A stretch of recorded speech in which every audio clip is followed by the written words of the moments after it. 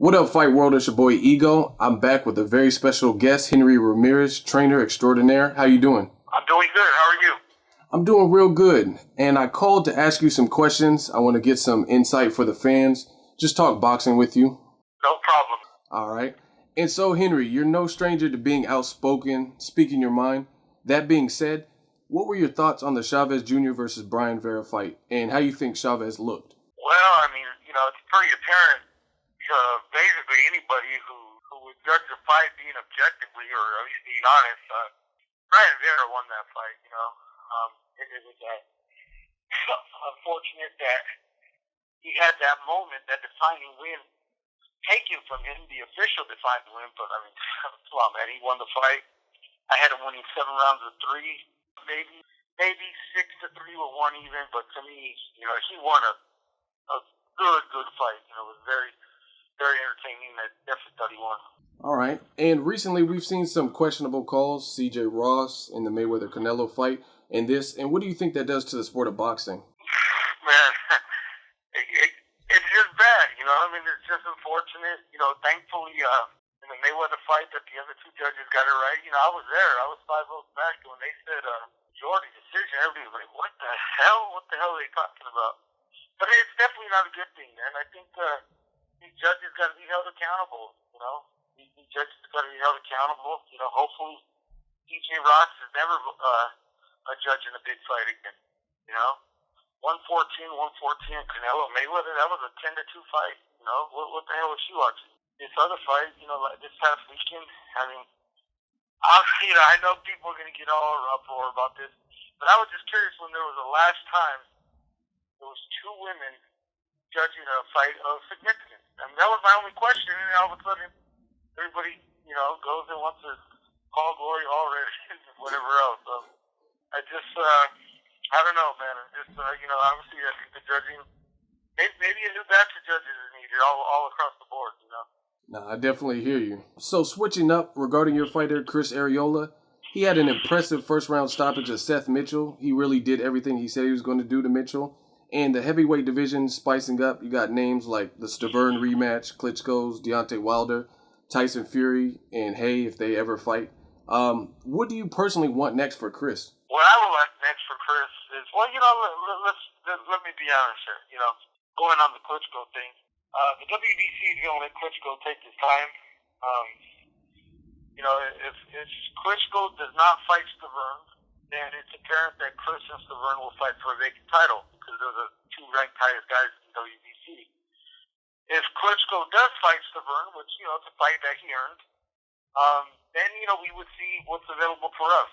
You know what I mean? But really, I would like to see Klitschko either fight Stavern and give the man the title shot that he earned, or if not, retire so Chris Stavern can fight it out for the vacant title. It's just kind of make up your mind, so to speak. Or the WBC can say, hey, we'll make the interim title fight between Chris and Stavern.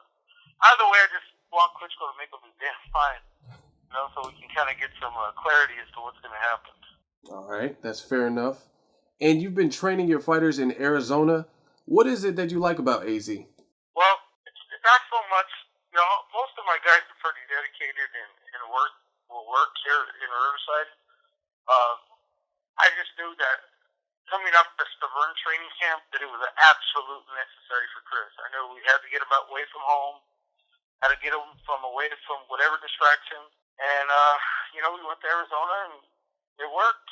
We rented a home. We all lived in the same roof. We lived together. He had no access to a car. I mean, it was great. It was perfect. It worked out perfect. And your other fighter, Josesito Lopez, he was scheduled to face Aaron Martinez, had to pull out based on a chest strain injury. Any updates with that? How is Josesito doing? Yeah, I got to be honest, man. It's been a little slower to heal than what we had liked. To be honest, it's been a little slower to heal. And, there's a possibility he could fight late November, early December. We're hopeful. We're hoping to get clearance here real soon. He's light training, but he can't really go full board yet. And we're hoping to get clearance real soon because, with the dates for the end of the year being filled, we're in danger of if we don't get clearance soon, he could be pushed back to next year, and we're trying to avoid that at all costs. All right. And speaking of Josesito, one of his most notable wins was, of course, against Victor Ortiz. He caused him to quit on the stool, broken jaw. And I heard they were trying to make an Ortiz-Alfonso Gomez fight. And I even seen Gomez chastising Ortiz for not signing a contract on Twitter. Fans would definitely love to see a Victor Ortiz-Josesito fight, but I don't really know how likely that'll be. Seems like Ortiz is Dancing with the Stars and the Expendables 3 and all kinds of stuff outside of boxing. Is that a fight that even interests you guys? It really didn't for a while to me. But, I guess I did hear Ortiz coming back December 7th. To be honest, I don't knock the guy for trying to build his profile outside the ring. The boxing part is such a limited window in your life. I don't knock the man for that.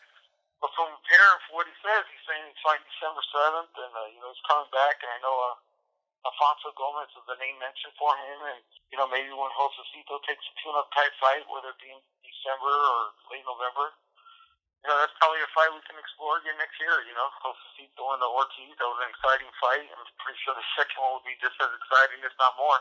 Definitely. But to answer your question, it would definitely interest us. Okay. I don't really know what it is about your stable, but your fighters are tough as nails. I mean, these guys, in the Stavern fight with Arreola, he took a shot at the end of the round, and it didn't look like he was prepared. And this dude has a chin. Josesito Lopez, he's going up against Canelo, who we've seen hurt guys in his own weight division like Austin Trout. Where does it come from? Like, where do these fighters get this grit and this will to fight? They're just tough guys, rugged guys, really tough. Josesito's a really rugged customer, even though he doesn't appear to be. Chris is balls to the walls, tough as hell type of guy. They're just determined guys, man. Very, very rugged, very tough. And all the guys in my stable are like that. But I have a lot of guys who are up and coming,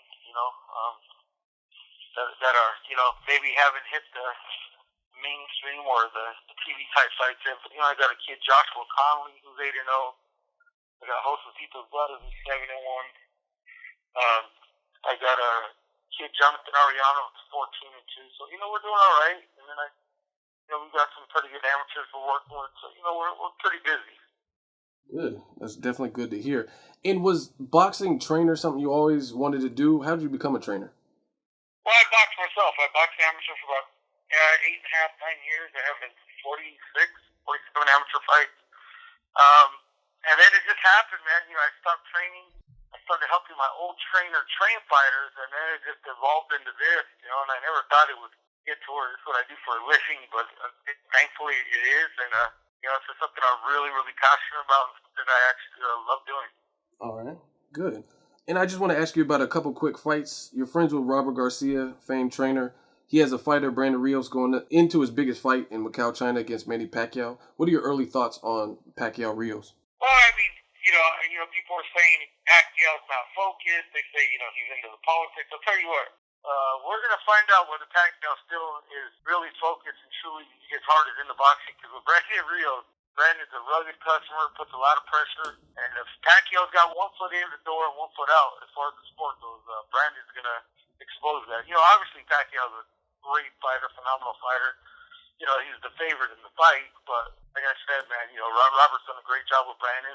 Brought him a long way, nothing but praise for those guys. Nothing but praise. And we also have Timothy Bradley versus Marquez coming up. Do you have a winner in that fight? That is a fight that I'm torn on.